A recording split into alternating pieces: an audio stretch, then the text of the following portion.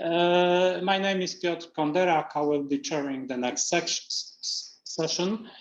And we have a small change in our schedule. We start with a presentation by Katja. Woxell, I do not have my computer, sorry. Kinesthetic Empathy and Spectators' Experiences of Watching Dance, a cognitive semiotic approach. Whatever it means, the floor is yours, Katja. Unmute. Katja, could you please unmute? Yes, hello. Thank you for presenting me. This is a study that I conducted together with my colleagues, co-authors Jordan Zlatev and Just van de Via. And like you said, Paulius, this is a kinesthetic empathy and spectators' experiences of watching dance. So we're going to talk about how spectators experience and what they experience when they watch dance. And here's a brief outline of the talk. So let's start with dance itself. It is a fascinating phenomenon. No other art form gives rise to. Let me start sharing the presentation here. Yes. So here we have. So dance, like I said, is a fascinating phenomenon. No other art form gives rise to experiences similar to those related with dance. And those of you who have really been or felt engaged while watching dance performance can probably relate to what the American author that we have here, Paul Auster, experienced in response to when he was watching a dance. And this is how he described his experience. The mere sight of the bodies in motion seemed to be carrying you to some unexpected place within yourself. And little by little, you felt something lift inside you, felt joy rising through your body and up into your head, a physical joy that was of the mind. These experiences are universal, considering that we are more or less, all of us, experts in movement, and they're also cross-cultural and very difficult to describe with words. It is in fact agreed that dance has a huge effective power on spectators, but how to account for this effect is much less clear. We address this issue within the prism of cognitive semiotics. Cognitive semiotics is a transdisciplinary science of meaning making that integrates concepts from cognitive science, semiotics, and linguistics guided by phenomenology. Now, it combines first-person perspectives, the phenomenological first-person perspectives, with the so-called third-person objective methods such as statistics and experimentation, by way of bridging them through the second-person perspective, which is, for example, interviews. And with its focus on phenomenology, it gives us the opportunity to address the issue of what emotional arousal or strong brain activity, which previous research have talked about in dance research, imply on an experiential level. And it also allows for rigorous analysis of the intentional object, that is dance and movement.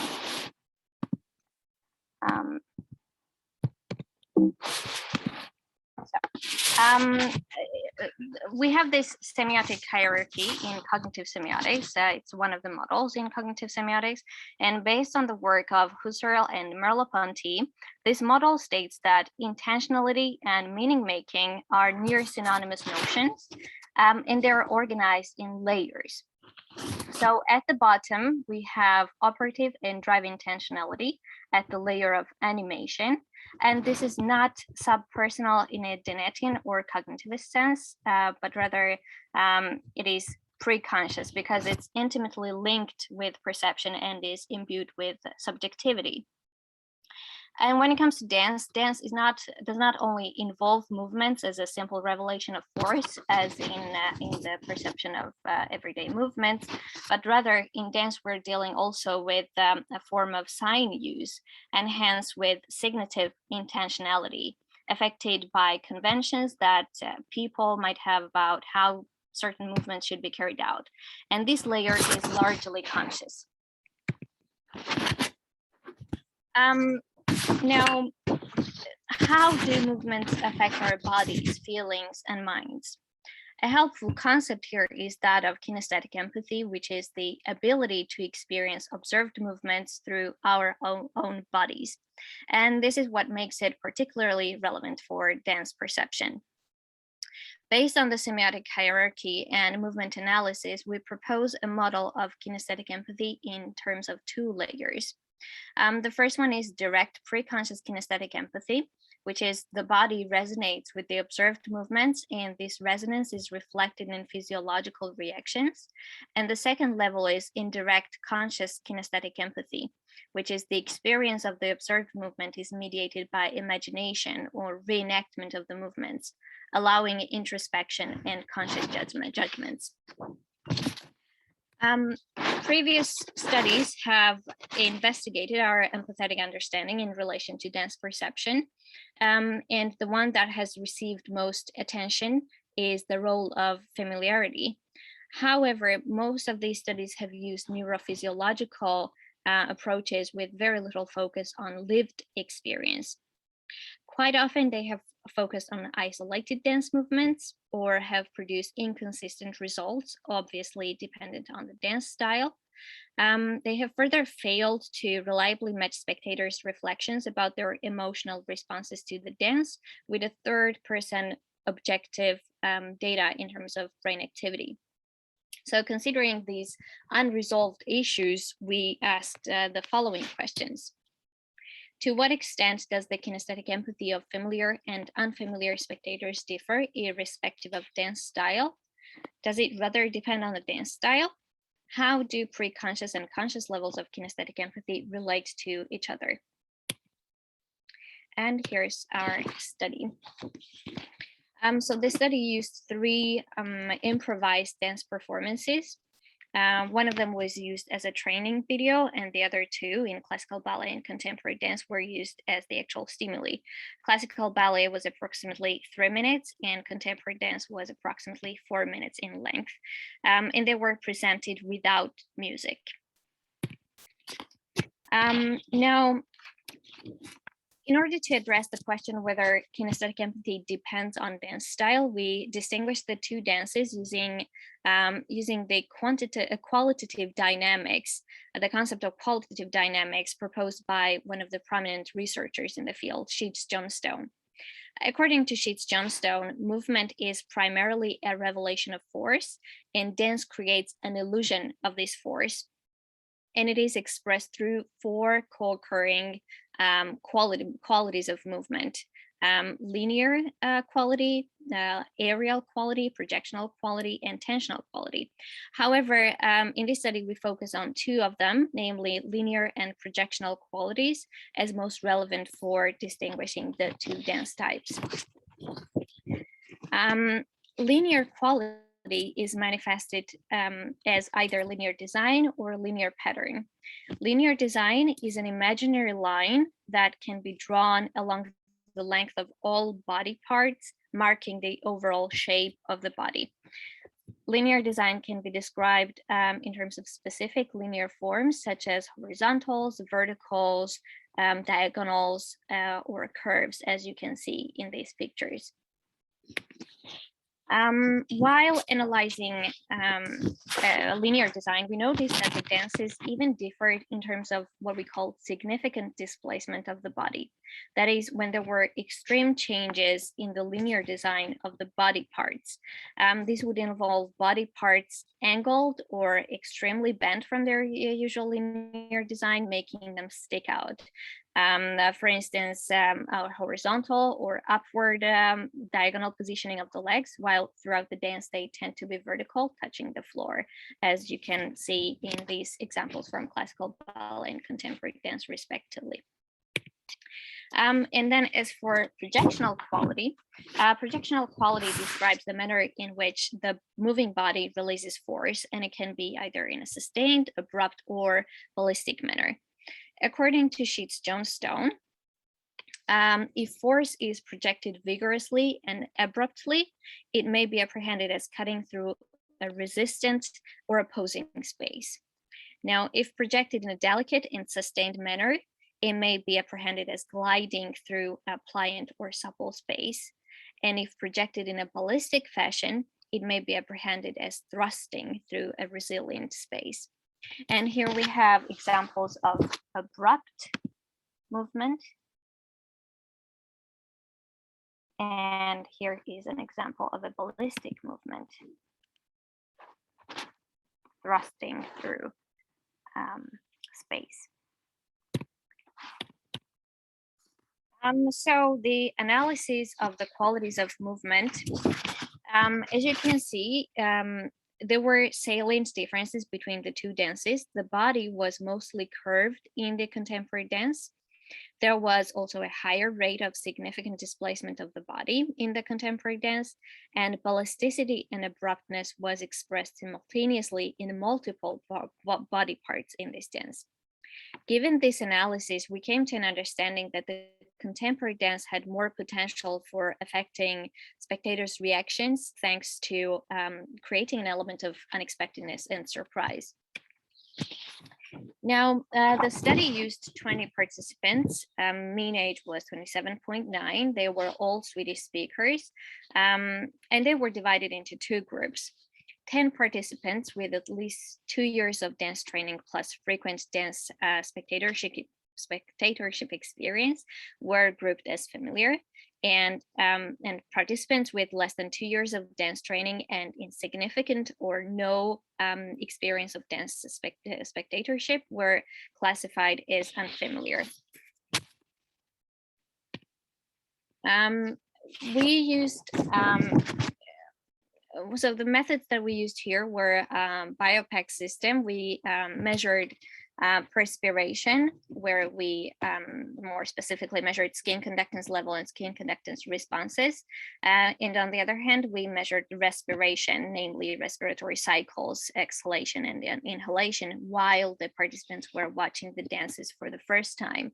And the reason why we measured these two psychophysiological measures is that high rates in these measures have been associated with high emotional arousal in previous studies. After removing the transducers, the participants watched each dance once again, and after having watched each dance, they answered a questionnaire on the computer, as well as interview questions asked by the experimenter in person. In the questionnaire, participants gave answers through the numbers from 1 to 6 regarding their feelings, as you can see in this slide. And as regards the interview, this was a semi-structured interview, and participants answered questions, partly 7 questions about their feelings and 2 questions about their bodily reactions. And so we, based on the theory that we have presented and the methodological and the methods that we have presented, we came up with these hypotheses. There will be no difference between the familiar and unfamiliar groups in terms of psychophysiological measures as expressed through the rate of skin conductance responses per minute, mean skin conductance level, and rate of respiration cycles per minute, considering that if movement is indeed grounded in, if dance is indeed grounded in movement, and if we are indeed experts in movement, more or less. Then considering the analysis of the qualities of movement, we came up with this and other hypothesis that the contemporary dance will induce a higher rate in all these psychophysiological measures. And lastly, considering that the connection between pre-conscious and conscious kinesthetic empathy is not very sharp, there would be a correlation between the psychophysiological measures and the questionnaire responses, more so for the familiar than the unfamiliar group, considering that we expect them to be more able to reenact their experiences and the observed movements. So when the two groups' psychophysiological values were compared irrespective of dance style, means in all three psychophysiological variables were higher for the unfamiliar group than those for the familiar group. But the difference was significant only in the case of the rate of skin conductance responses per minute, rendering the hypothesis predominantly supported at this point. However, when the dance styles were considered separately, it became clear that the groups in fact differed. More specifically, the unfamiliar group showed higher average values in all three variables in response to the contemporary dance than to the classical ballet, with one statistically significant difference, namely in regards with the rate of skin conductance level. The familiar group, on the other hand, showed no statistically significant differences between the two dances, rendering the second hypothesis only partly supported, namely for the unfamiliar group. And these results also show that the role of dance style was, in fact, affected by familiarity. The hypothesis regarding correlations was supported because a correlation, for the most part a negative one, was found between the psychophysiological results and questionnaire responses, with somewhat stronger correlations overall in the familiar group. And we, as I said in the beginning, we complemented these results with interviews, right? So regarding the interview, familiar spectators reported both positive and negative feelings in response to both dances, but the unfamiliar ones expressed noticeably more and stronger negative feelings, especially in response to the contemporary dance. For instance, despite being bored for the same reasons in response to the contemporary dance, the unfamiliar spectator seems, as you can see, much more bored. He says, "I started thinking, isn't she done yet?" compared to the lower level of boredom in the familiar group. And this is just an example, of course. Now, to summarize, from a bird's eye view, there were very few differences between the familiar and unfamiliar spectators in terms of emotional arousal as expressed through their psychophysiological rates. However, subtle differences were noticed in the interview. It seemed that unfamiliar participants had a hard time connecting emotionally with the dance, as they reported more negative feelings compared to the familiar ones, who even reported more complex aesthetic feelings. These slight differences became more pronounced when the dance style was considered. Namely, we saw that the qualities of movement that contribute to creating unexpected movements in the dance can affect unfamiliar spectators negatively. However, this albeit negative but strong effect can in fact help them to tap into their pre-conscious emotional arousal and verbalize the feelings they experienced. This was not the case for the classical ballet, where the unfamiliar spectators did not experience any strongly pronounced negative or positive feelings. On the other hand, familiar spectators seem to have an ability to reenact the pre-consciously experienced feelings irrespective of dance style. So familiar and unfamiliar spectators differ in how well they can reenact their pre-conscious experiences, and dance style seems to help the unfamiliar spectators in this reenactment. And lastly, there was strongly suggestive evidence for a negative correlation between the psychophysiological and qualitative results, at least in the unfamiliar spectators. Without complementing the third-person perspective of psychophysiological measures with the first and second-person perspectives of questionnaire and interview, we wouldn't have realized that the emotional arousal, particularly in the unfamiliar spectators, had a negative valence and was in fact expressive of irritation rather than enjoyment. This was a key contribution of phenomethodological triangulation of cognitive semiotics to the brain-dominated research on dance spectatorship. Based on these findings, we can elaborate the model of kinesthetic empathy in the following way. Familiarity with dance plays a role in communication between these two levels of kinesthetic empathy. They further suggest that the conscious level of kinesthetic empathy subsumes two aspects.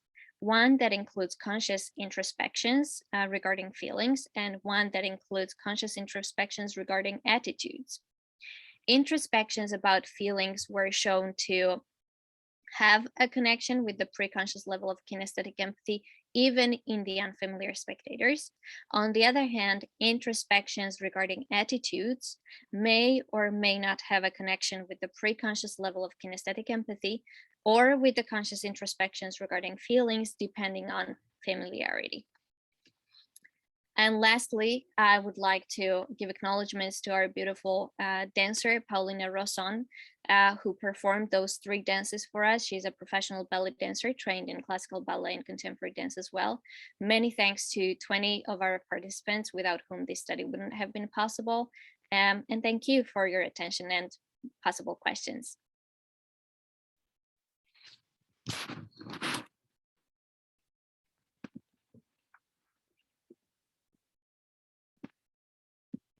Any questions? Okay, thank you for your presentation. Perfect timing. We started a bit late, so hence the delay. Any questions on the side of? I will take care of our audience here, if I may. Yes, please. Yeah.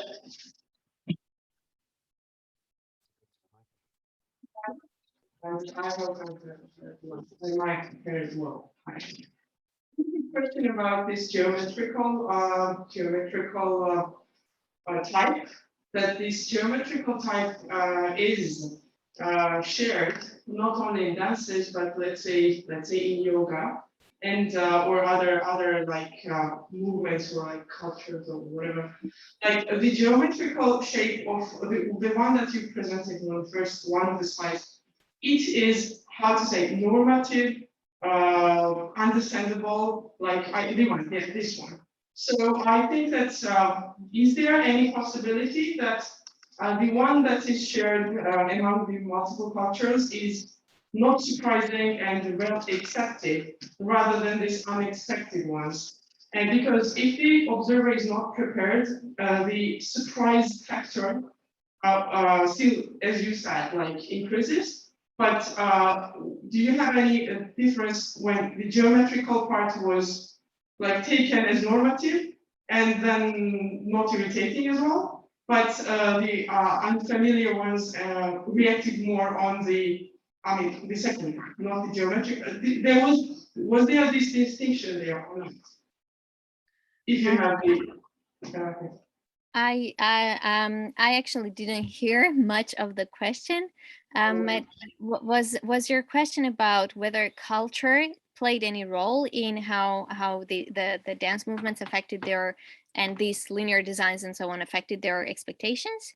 No, I think that's just, I will stick without the So was that the geometrical one was more easily understandable? Because I think that it is shared in many cultures, it is an expected shape of like, while the and they reacted more on the non-geometrical one. Do you also take this distinction into account? Do I think? Can you please repeat the last part? Do I think? Did this distinction really had the also some value in your experiment, like in your research? Geometrical versus non-geometrical. Yeah, exactly. Like you see, as you also said in the first 2 pictures, these movements are very expectable, especially in ballet. As you can see, this is from ballet, so the hands are always moving up and down in ballet, and especially in this dance, this is from Swan Lake. But when you do something like, as you can see in the curves there, and especially in the when we mentioned SDOBs, where the body parts are sticking out, it would of course affect your expectedness and your levels of psychophysiological rates. But not for the familiar. But exactly. The observation here was that it was for the unfamiliar ones that was mostly salient, that they were more affected. They were affected negatively.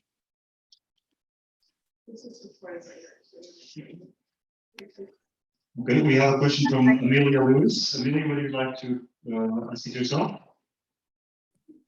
Hi, yes, thank you. Do you want me to ask myself, or I put it in the chat? But Let me check. We can hear you now. We can hear you. Yeah.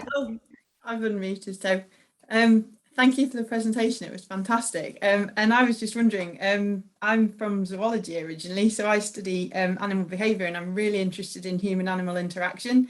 And a lot of the studies are kind of behaviorist based, so the animals are trained to do certain things. And I was just watching this and thinking, wow, perhaps would it be possible to adapt some of these methodologies to study like animal behavior, really particularly human animal interaction, with the human, the owner or something, as the observer? Why not? Well, yeah, why not? I mean, I haven't worked with animals, but you know, this is all about humans are capable of learning movements, right, very easily. But then again, animals also, with dogs, you can train them to certain movements, very limited, but you can still train them. And I'm not sure how effective they could be in their movements, how that could affect us, or whether our movements could affect them. But I can give you an example about children, that movements have inherent affective qualities in them. For instance, if you see a baby, if the baby sees an arm coming, you know, thrusting into air, the baby can get scared because she or he perceives this as anger. Mm-hmm. So these there are affective qualities inherent in movement that we humans are directly, even with lack of intersubjective experiences like babies, can still understand this. But I don't know if animals could, I don't know how it could apply to animals. I guess the question is more general about the first person perspective, right? How to do phenomethodological triangulation with non-human subjects. And of course, it's difficult to animals, or at least most animals, have first-person experiences. The difficult thing is to externalize these experiences because they do not have language. So we have to use other means of getting that. So some form of empathy, you know, Hans Jonas extension of phenomenology beyond the human subject. And this is what I have in mind so far. That is totally what I was thinking, just watching the animals' movements without training them, just naturally, and then asking the human how they felt in a similar way, almost like, because the way animals communicate, the way they interact with it is so limited. So it is almost like a dance, the way they move, I guess. Yeah. Thank you. Yeah, that was. Yeah, I have a cat, and I definitely can recognize when she, not only on her vocalizations, but also on her movements and the way she sits and so on. They are expressive, although limited, but still. Thank you. Thank you for the nice question. Thank Any you. more questions? I think that it's time to say thank you to Katja. Thank you very much.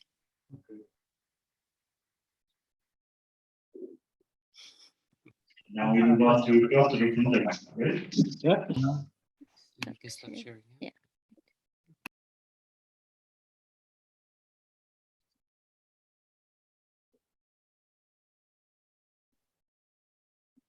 You can help me with finding.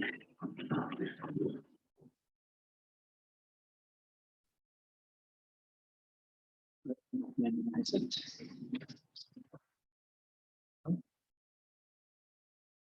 All right.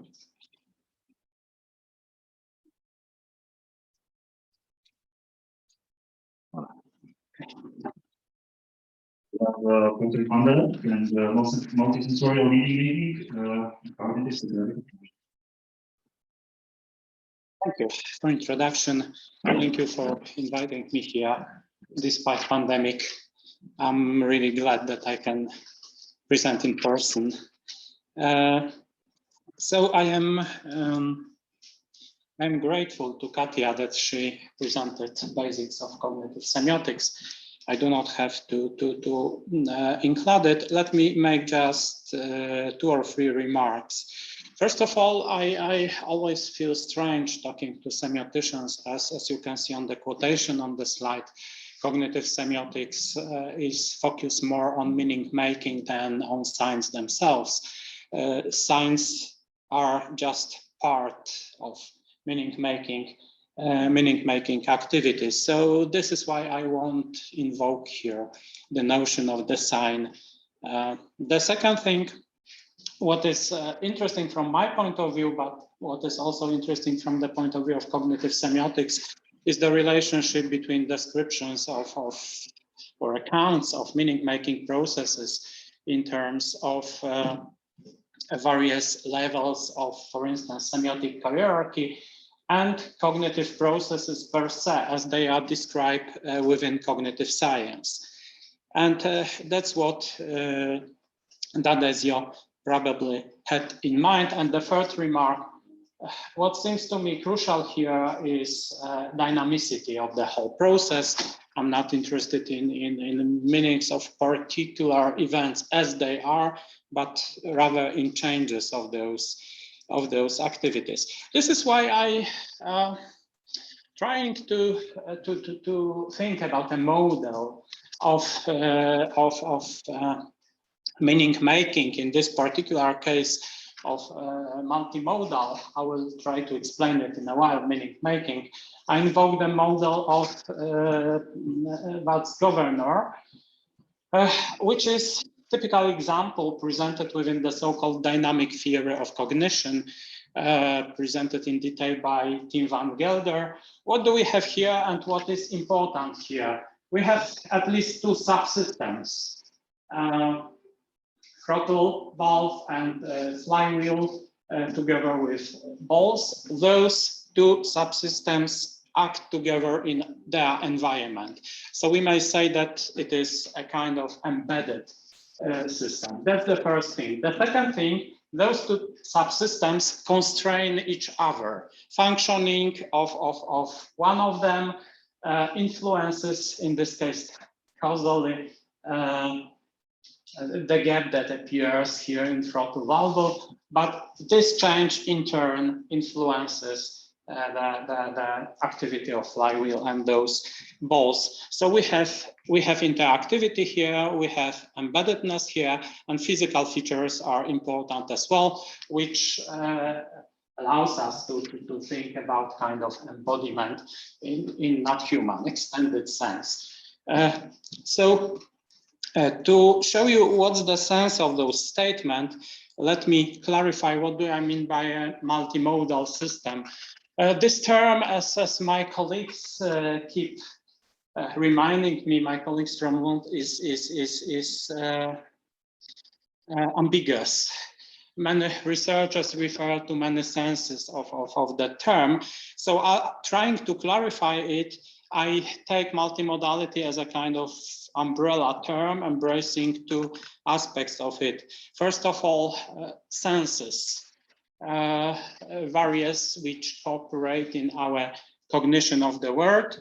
I call it multisensorial activity, which involves dynamicity of the Gibsonian type and multiplicity of senses which are supposed to cooperate.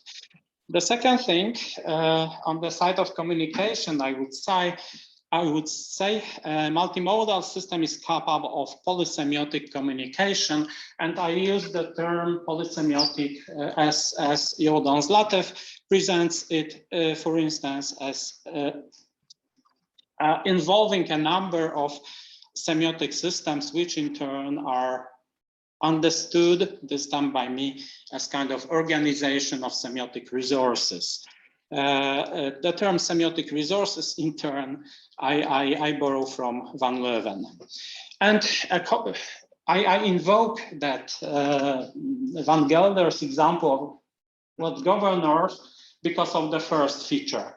I am convinced that we cannot analyze those two aspects separately, as they are coupled, as they influence each other, they determine or constrain each other. So in a multimodal system, I would use a statement like this. In addition to this, I will try to clarify the very notion of a system, which I in turn take from von Bertalanthy papers. He's an author of the so-called general system theory, and there are some features of that system that of systems that he stresses, which are particularly, in my eyes, important in that context of considerations of a multimodal system. I will skip for a while remarks about cognition. I will return to it at the end. And finally, I was inspired somehow by a statement by Mitchell. There are no visual media, and reading of this is that when we consider our cognitive functioning, when we consider our communication, meaning-making activities, we should treat multimodality as the norm, not as an exception. Okay, so now presenting the notion of a system by Bertalanthy, you can see on the slide all too long quotation from his book. And what is important, the whole is more than the sum of its parts. Simply that constitutive characteristics are not explainable from the characteristics of isolated parts, so something new emerges in the context of functioning of the system, in the context of interactions of parts of that system. So what is important, it is a complex of interacting elements. Thinking about previous slide, at least multisensorial and polysemiotic subsystems are supposed to interact with their environments, and they regulate themselves in that coupling between subsystems. So that's, I would say, terminological basis of what I am going to present. Thinking about multimodal functioning and thinking about cognitive science in general, I think that we have at least two possible approaches. When you look at handbooks in cognitive neuroscience or cognitive psychology, neuropsychology, you may have an image of our senses, sensory apparatus, functioning as a set of separate registers, which works in its specific way, and we can obviously identify those pathways in our nervous system responsive for vision, or audition, tactile experiences, whatever else. But I think that, and I think it is in line with cognitive semiotic approach, that the more appropriate approach here was presented by James Gibson and his idea of perceptual systems. Once again, you can see on the slide quotation from Gibson's book. Senses are perceptual systems rather than stimulus-specific registers of experience. And what connects those various sensorial registers is our human body moving, acting in an environment. And when we think about various examples of functioning of people, I think that we can find some examples of interaction between perceptual various sensory registers. That's on the side of mechanism. On the side of stimuli, once again, referring to Gibson, we may say that what we are sensitive to is not what we see or what we hear separately, but complexes of stimuli which influence us somehow. And once again, returning to the notion of a system, we may say that it has two consequences. First of all, we may wonder what happens when something is wrong, when we lose sight or hearing capacities. Shall we treat it as a system which is deficient in some way, or perhaps shall we treat it as a new system with new capacities and new constraints as well? And the second interpretation, I connected somehow with John Hull's statement. He describes his experience of blindness and relating somehow to this loss of capacity to see. He says, being blind, it is not like a round cake with one of the slices has been cut out. It is like a smaller cake. So new system with new capacities. And the second source of inspiration, I would say here, is phenomenology, Merleau-Ponty's approach. Once again, he stresses the role of body as something that unifies our various experiences, our sensory functioning in the world. Once again, quotation, various senses are brought together in the action of involvement in an environment. And as you know, the example that is invoked here is the system of two eyes, which are analyzed together, not separately, to account for vision. In the similar way, we can our explain our multisensorial functioning in the context of embodiment. So what unifies, in addition to the body or by means of the body, is our goal to perform actions in the environment. It doesn't mean I used once the term instead of multisensorial, unisensorial, but it doesn't mean that senses are conflated. Obviously, various senses have their specificity, but we should have a perspective on their integration. So we can distinguish obviously between looking, listening, touching, and what the perspective that perhaps we should take is the perspective of a system which consists of those activities and which unifies them by means of body, by means of activity, by means of interaction, both with an environment and within the system. Okay, so there are some doubts concerning functioning of such multisensorial or multimodal system. What was mentioned before, that emergence of new features as a result of their cooperation, and as Lemke notices, we may ask the question, okay, so what is new? So what emerges in addition to analysis of senses as separated? If we admit that our vision, our auditory system, haptic system have different functions and also at the neuropsychological level function differently, the question is if and how they are combined together. The independence and a kind of competition for attention can be observed in the context of cognitive psychological studies.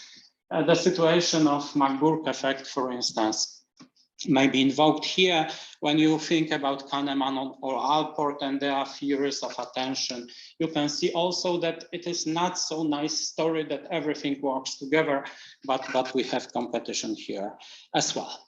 Okay, so to try to answer this question, I designed a kind of study.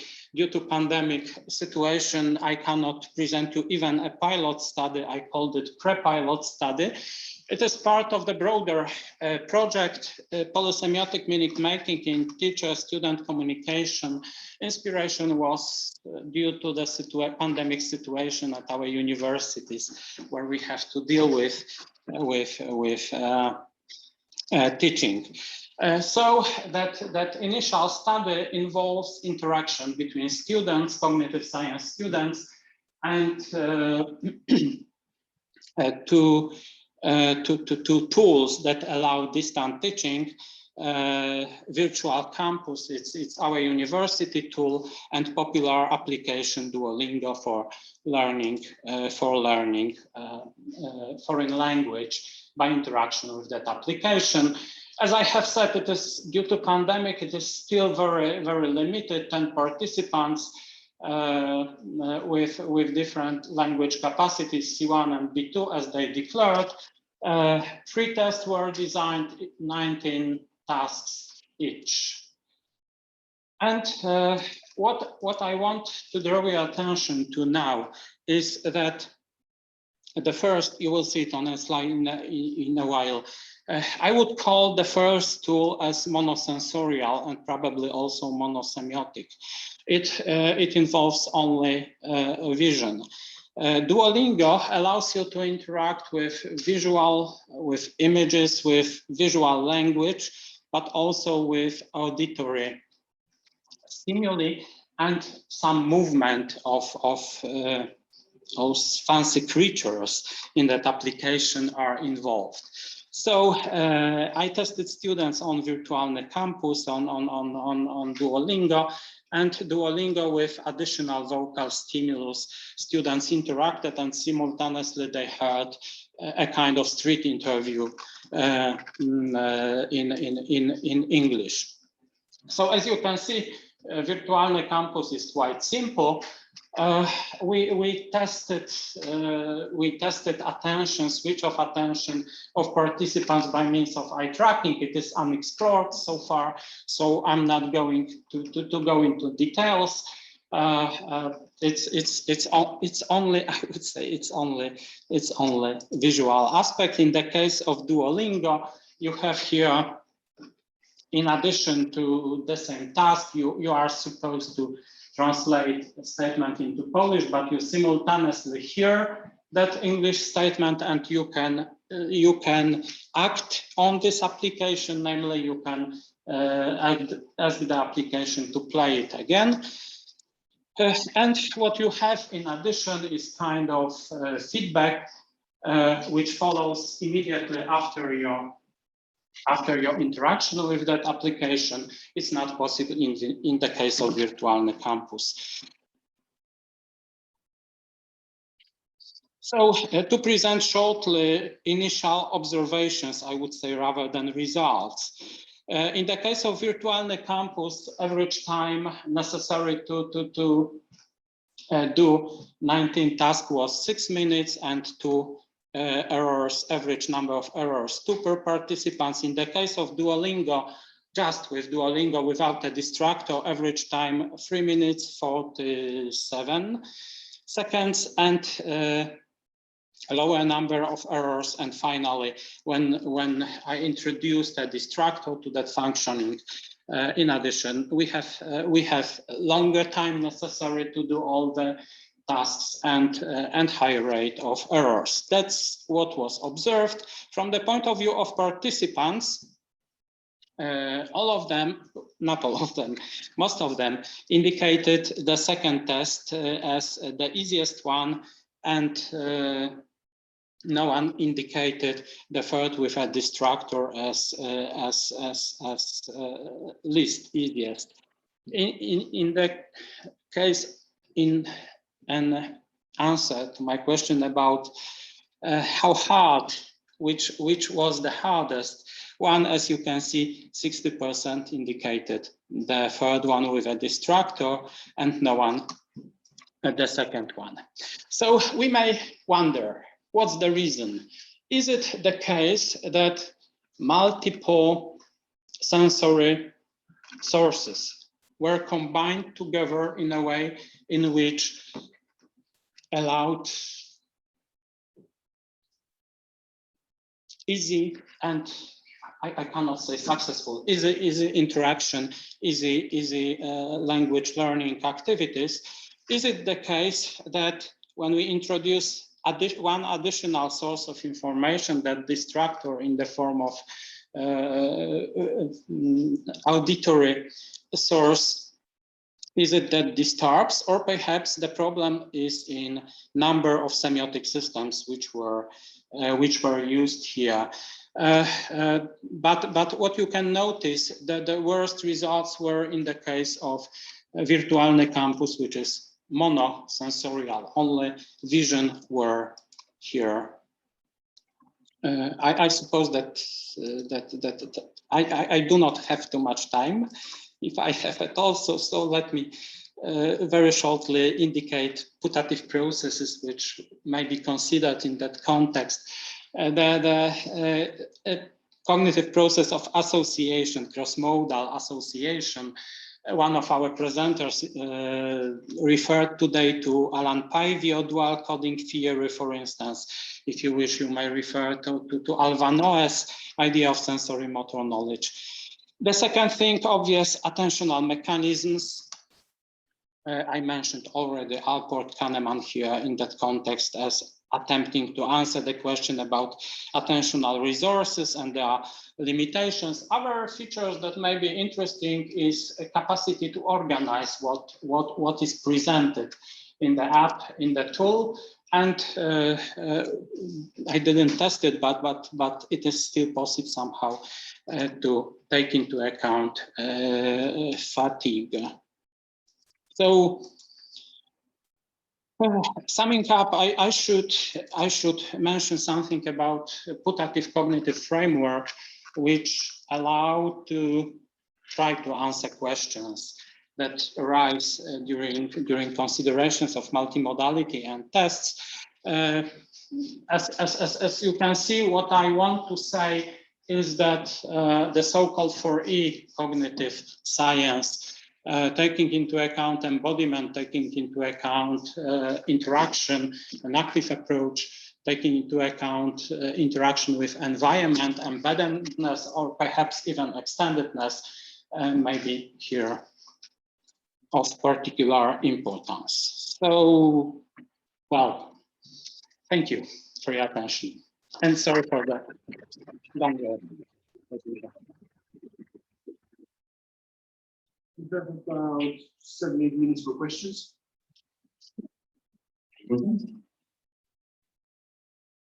I have a question.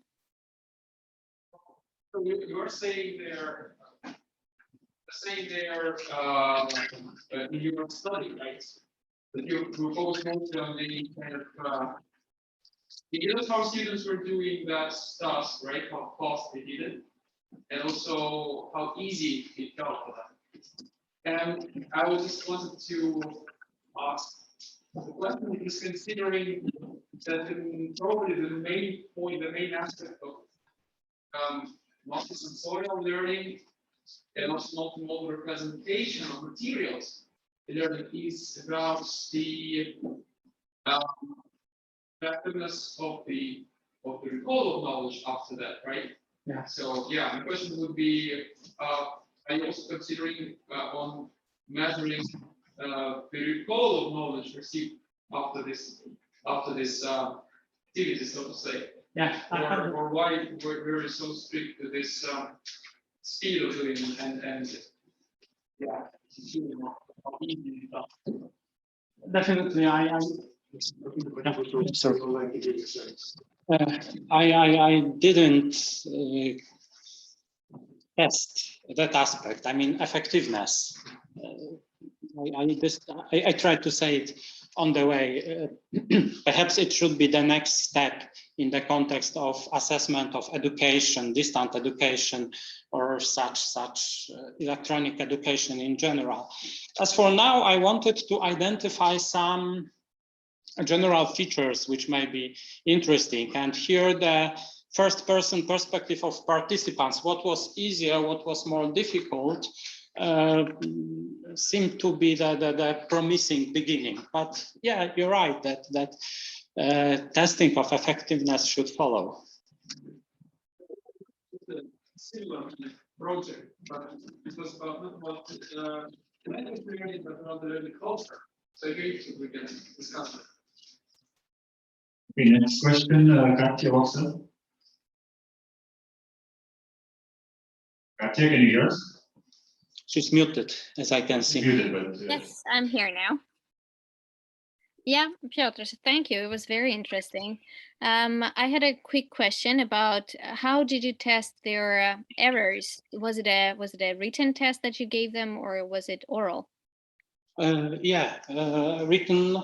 I mean, in one of the tasks in Duolingo app was oral, but most of them in Duolingo and all of them in the case of Wirtualny Campus required participants to perform some actions on the screen, so we can treat it as written form, I would say. Okay, so they didn't actually have any interaction with people.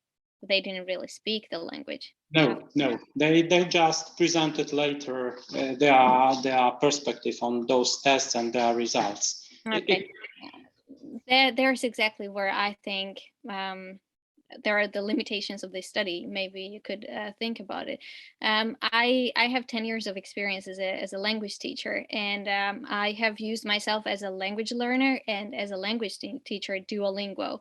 And I have noticed that even though you might perform quite well on their tests, you're not really, that doesn't really translate into your capability of speaking to people, which is the point of learning a language.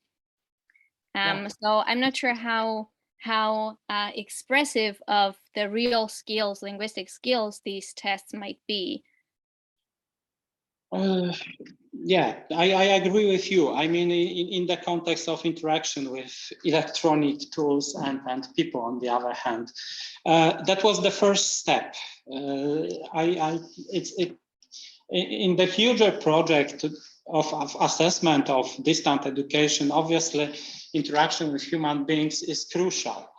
So to repeat once again, I'm not at this stage interested in the very effect of performing those tests and then acting, speaking, asking questions, answering them, etc. I try to have a look at this distinction between multisensorial and monosensorial. So yeah, I agree that perspective in which you have human being in face and you have act and you have very limited time to perform an action, which influences your attention, your memory. Yeah, it's different story, I would say. I'm not so far. Okay, can I ask one very simple question? In the what was it called? The where you only Monosensorial. Yeah, exactly, monosensorial, where you only had visual. Did you try to make the tests and the tasks similar to how they are arranged and done on Duolingo? I'm thinking about how comparable they were. No, in the case of Duolingo, it was difficult to design such a test in which only visual aspects would be present. I didn't manage to design it this way. When you designed the monosensorial, did you try to somehow match to the grammatical aspects that you had included in Duolingo task and such? Yeah, it was mainly grammar because those students, as you saw, are B2 and C1 levels. So vocabulary was not the problem usually. If there was a problem, it was at the level of grammar. Yeah, and do any of these students have any background in linguistics? Because linguists, we have these connections going on in our minds when we're learning a language, which might not, of course, be the case for a non-linguist. Did you account for that? No, I mean they had no background, at least looking at their academic career. They were students of the first year. They have their linguistic course during the second year. So unless someone is involved personally, none of the students also participates in linguistic program. That's what I can say. Okay, thank you. Very interesting, and good luck. Okay, let's thank you once again and move on.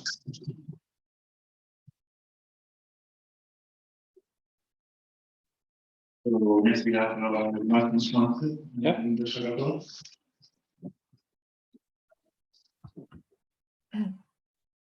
Martin Švantner, Linda Šagátová. Yes. Science of Muses, Feeling, Emotion, and Inference. I'm just going to quickly test if you can hear me.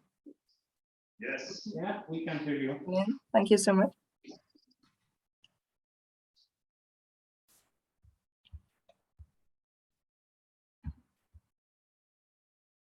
Okay, so we can start. Yeah, yes. So, hello, my name is Martin, and this is Linda. So you can start, Linda. I would very much love to, but I cannot start sharing the screen while another participant is sharing. So if we could just quickly take care of that.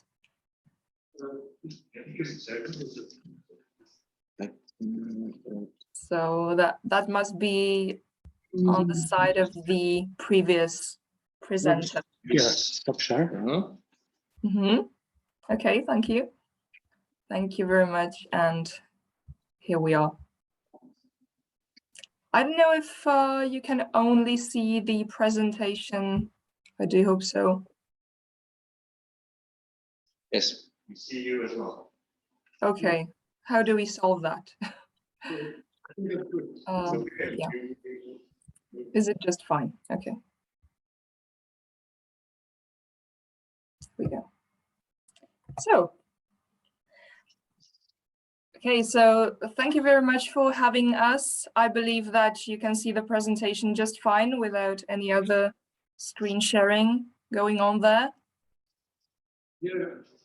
Brilliant. Okay, so also the audio from your room to my room is a little bit distorted, so I will maybe from time to time ask my colleague to maybe convey any of your questions or any remarks that you would have to me directly because of the audio. So anyway, thank you so much for having us, and our topic is, or the name of our presentation is Science of Muses, Feelings, Emotions, and Inference. And what we are working with here is the question of where the distinct potential of semiotics lies with regards to the field of music. So we took the realm of music, which is oftentimes understood as one of the predominant systems of science, primarily meditating feelings, emotions. And we took the theories, or we want to bring forth an excursion to the theories of two prominent thinkers of the second half of the 19th century, which is none other than Charles Sanders Peirce and William James.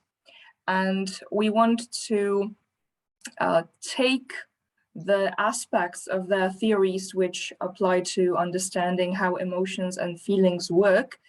And then in the second half of our research, we want to apply them specifically to the realm of music as a predominant initiator or conveyor of emotions. So with regards to Peirce's sign theory and James's behavioral or behaviorism, it would of course not be very successful if we wanted to attempt to interpret their theories in full extent. So we had to be highly selective in our explications of the semiotics understandings of emotions. in the theories of these two authors. We have adopted a perspective which follows the inner pragmatic and experimental structure of the interpreted texts of these two authors, and we tried to conceptualize these interpretations of both Pears and James as a sort of a toolbox. And we wanted to know how the interpreted result can be utilized as a description of the sign nature of emotions.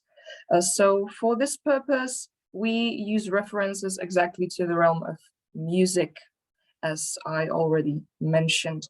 And first we will start with explaining what Pears has to do with this topic, and then I will continue with the part about William James. So here I would give, let's say, space to my colleague, if he's present. Thank you. Thank you very much. Thank you. So Pears' so-called middle or later mature semiotic offers an ontologically grounded general theory of inference that can be brought to bear on questions of the cognitive nature of art and emotions, and goes hand in hand with current findings in cognitive sciences, as was beautifully shown by Frederick Strenfeld or in Claudio Paolucci's latest book. What does it mean? For the purpose of this presentation, we can summarize important aspects of Pears' semiotics for the study of music and emotions. First, Pears' influenced semiotics offers a stimulating theoretical paradigm for thinking about music that is not bound to some romantic or Cartesian notions of the author, genius, creator, etc. In other words, it does not reduce music to a subjective, ego-intentional act. It doesn't explain music semiosis as a set of internal mental processes. In other words, there's no space for psychologism here, either in the general epistemological framework or in the case of understanding emotions and art. Second, at the same time, Pearsian semiotic does not see the emotions as some purely externalized phenomenon, thus not transferring all the power into the hands of the Rather, semiotic understands emotions subjectively, in the sense that emotional states are aggregates of more general cognitive forms. In other words, inferential chains, forms of symbolizations, instantiated via signs considered as reducible triadic relations. To put it simply, Pears' semiotic does not attempt to postulate finally separated ontological universes, but to proposes a perspective that can be defined as relativistic, without any nihilistic or skeptical overtones. The meaning of an event or state, even a musical one, is not a static phenomenon, but it's always an expression of the agency of continuum. In contrast to semiological point of view and its variations, it's not language textile-centric, and it's also compatible with naturalistic perspective. In other words, it offers non-psychologistical reinterpretation of what aesthetics called as affective rhetoric. Besides these paradigmatic features, it also offers very stimulating research questions for further investigations, like what can be understood by musical proposition, in what sense is composition or improvisation considerable as an experimental manipulation with the diagram. In other words, what's striking me is this possibility to think about the music through the conceptual framework of diagrammatic reasoning. So, Pearsian doctrine of categories bringing forth the possibility to examine emotions as sign relations. That means relations spread between vagueness, specific existence, and convention, without any need to inquire into some true origin or to define emotions as isolated by some internal or external static force or substance. Doctrine of categories provide the ontological base, describes the modes of being for semiotic of emotions. As Pears put it, it has to, quote, unravel the tangled skein of all that in any sense appears and wind it into distinct forms or in other words, to make the ultimate analysis of all experiences, even emotional. As it's well known, Peirce ranked the above mentioned distinct forms under the categories of firstness, secondness, and thirdness. Peirce described firstness in his letter to William James in the 1999 as a qualisense, that element of feeling which consists in the consciousness of the quality of the feeling, quote, but omitting the element of witness, which does not alter the quality, and omitting all other concomitants of present feeling that are absent from a correct recollection of the same quality, end of quote. Firstness is a category of pure presence, considering the qualities themselves, which, quote, in themselves are mere maybes, not necessarily realized. Firsts are feelings not yet articulated in any relation, exclusively embodied in the present, and, quote, firstness means analyzed, immediate feeling of the sign. Seconds, Peirce called volition, which is volition minus all desire and purpose, the mere consciousness of exertion of any kind. Secondness is dyadic interaction, described as involving the dynamic time and space of otherness and its two-sided consciousness, the active experience of action to reaction, stimulus to response, change to resistance to change.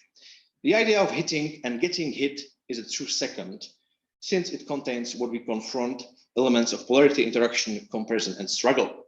The third is the recognition of habit of any kind, brings, quote, first into relation to a second, and also is the, quote, mode of being of that bringing a second and third into relation to each other.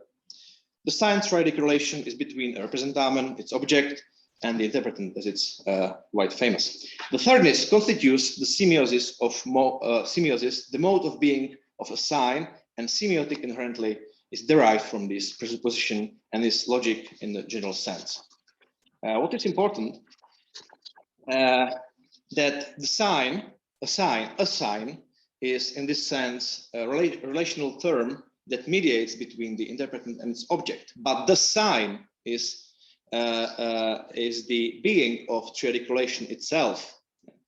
So regarding the idea of firstness, Umberto Eco suggested to interpret this Peircean notion of inherent vagueness of qualities of feelings as qualia. In his words, as the bricks for construction of cognitive types, which mediate between the concept and the manifold of the intuition. Therefore, the existence of qualities of feeling are, in a cause perspective, presuppositions for more complex semiotic structures that can be described also as emotions, something that is felt as something. It's crucial to say, as Sandra Rosenthal has emphasized, that one who concerns the epistemological and also perceptual aspect of present feelings has to distinguish between negative possibility of firstness and positive possibility of thirdness, where the real qualitative richness of firstness is the richness of diverse qualitative stimuli, which contain two distinct aspects: the aspect of total diversity and of indefinite unity, seen as negative generality, and negative qualitative diversity, which is the very being of the negative possibility of firstness. The category of firstness thus indicates that reality is qualitatively rich, but that its qualitative richness indicates not a realm of sense universals or any sort of determinate repeatables, but rather a realm of diverse and somewhat indefinite qualitative stimuli. Therefore, as Vincent Colapietro noted, in the spontaneous exercise of our abductive disposition, we exhibit a drive to render intelligible what we encounter in the experience. As the cumulative result of the ceaseless exercise of this instinctual disposition, experience becomes funded. Our funded experience tends to enhance our abductive skills. The semiotic foundation also shapes inductive and our inductive and deductive skills and our perception and understanding of the emotions. Thus, It would be too blunt to interpret feelings as such as something that simply directly, positively determines the cognitive, therefore also emotional states. First suggested a marvelous example here. He argues that every kind of consciousness enters into cognition where the feelings, in other words, mental phenomena in a wide sense, form not a cognitive state itself, but the warp and woof of cognition. Feelings are the constituents of cognition. That element of cognition, feeling, is the consciousness of a process. And this kind of consciousness continues through every instant of the time, but cannot be, quote, contracted into an instant. It differs from immediate consciousness as a melody does from one prolonged note. This prolonged note, fermata, or cyclopi, which sounds, quote, unobjectified, still less unsubjectified, in a pure play of amusement, represents here the synthetic consciousness of a process that binds our emotions together. One can experience in the sound of the yet indefinite note the tension awaiting the ending. Perhaps can be nervous or calm, but no one can experience any emotional cognitive state without the continuity of feelings. That is mirrored by this essential, deep, synthesizing, therefore inferential and semiotic structure of consciousness. First, semiotic conception is far more complex. We should elaborate this perspective. The point is not to say that fermata is firstness. From a specific perspective, it's first and third, imagining the moment where the musician is letting the note ring. At this very moment, there is no specific law to end it. Fermata is also second in the third. It can be seen in its existential relation to the whole of the tune, and can be interpreted as a third in the third. As a conventional mark, a depicted note is a symbol which represents the rule of instruction to prolong the note ad libitum. So, as Peirce argued, analogical to give you an example, with a prolonged note, emotions arise when our attention is drawn to complex and inconceivable circumstances, both negative and positive. As the fear arises when one cannot predict his or her fate, or, quote, joy in the case of certain indescribable and peculiarly complex sensations. So I'll skip my closing part, and I'm going to give a word to Linda. My point is here that so personal semiotics offers this perspective to see emotions not in some reductive manner, and by reduction I mean also some strictly mentalistic or also strictly materialistic point of view. My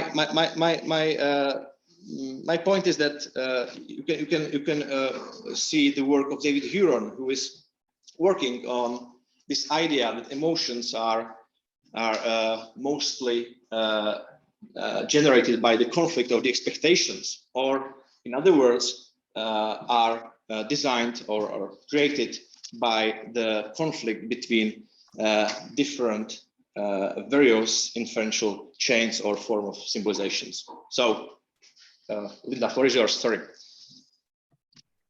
Thank you so much. I will start by changing the background a little bit to what you probably know, or what is even among extra scientific societies known as William James and the Bear, which is one of his very famous illustrations of where emotions actually originate and what is the actual sequence of the originating of emotions and physical reactions. So that is basically what I will be trying to, or this idea I will be trying to convey today.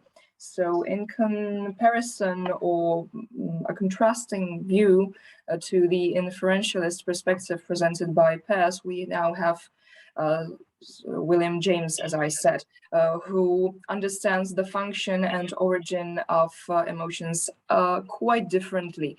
So his hypothesis consists of two main layers, and he distinguishes between mental and physiological experiences and reactions.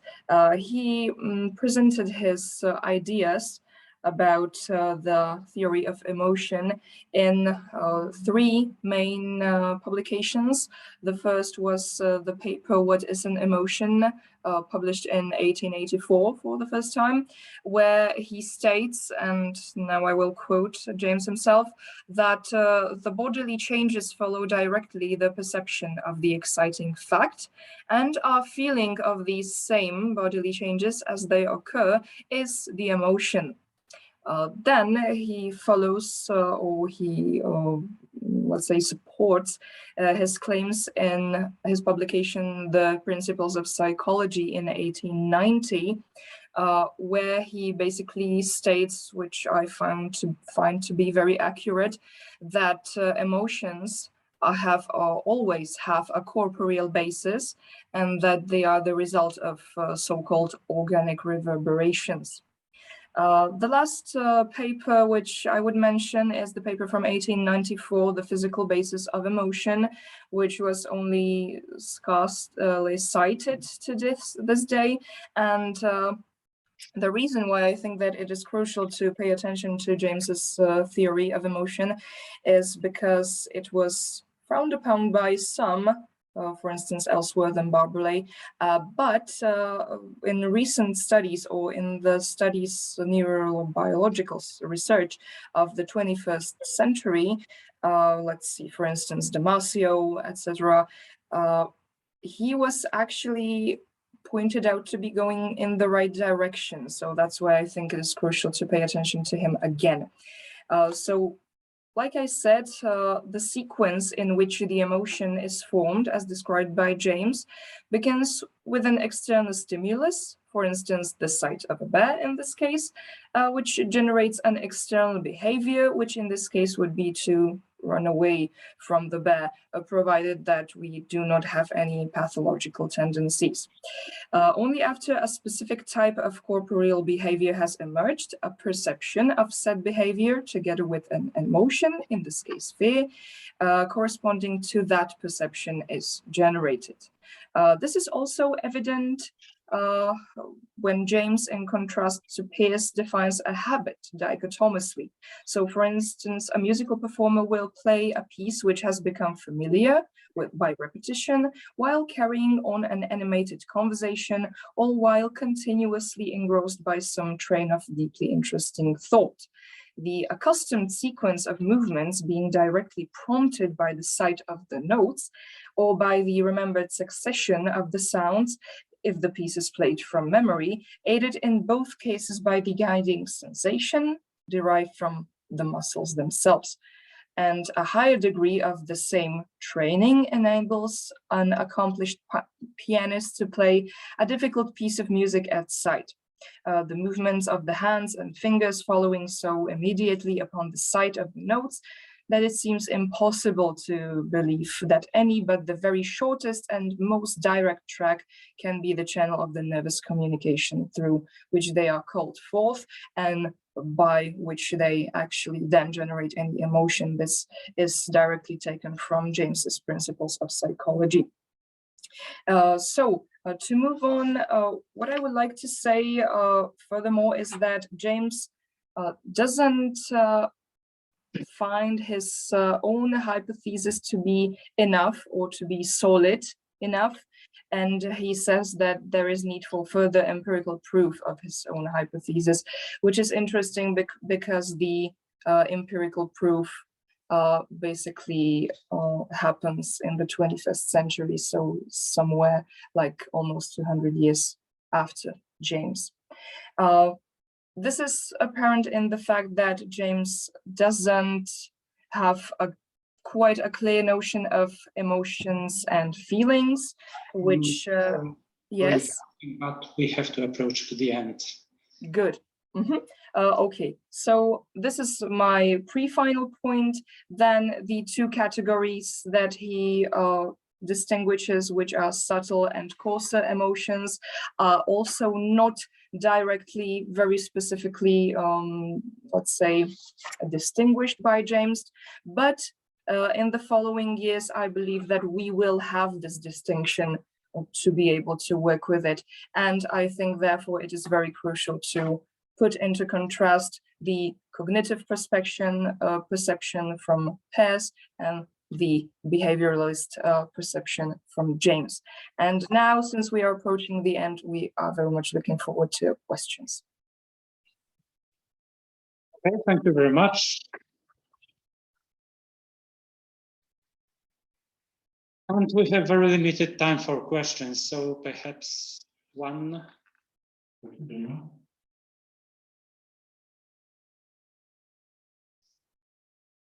Zoom audience, perhaps? Yeah, someone on Zoom, perhaps. I don't see any questions, so.